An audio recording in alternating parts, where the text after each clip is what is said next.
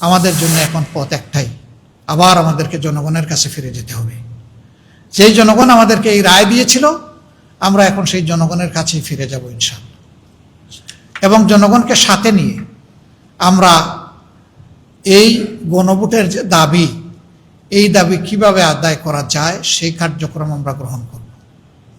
এই ক্ষেত্রে অতীতে দেশ এবং জনগণের স্বার্থে আমরা দেশবাসীকে পেয়েছি, দেখেছি।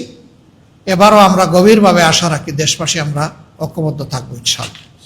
যে সমস্ত সাংবিধানিক কথা বলে, সংবিধানের দোহাই দিয়ে জনগণের উপরে দুর্নীতি এবং দুঃশাসনের বোঝা চাপিয়ে দেওয়া হয়, ওই জায়গাগুলো আমরা চেয়েছিলাম বন্ধ হোক।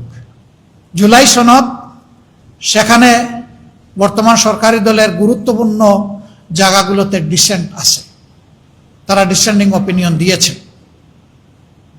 তারা কি করবেন এটা তাদের ব্যাপার, কিন্তু জনগণের সংস্কারের আকাঙ্ক্ষা, দেশের রাজনৈতিক চরিত্রের পরিবর্তনের এই আকাঙ্ক্ষাটাকে নিয়ম মাফিক চলতে দেওয়া হলো না। এটাই জাতির জন্য, আমাদের জন্য কষ্টের জায়গা, আর এই সংসদের জন্য এটা দুর্ভাগ্যের জায়গা।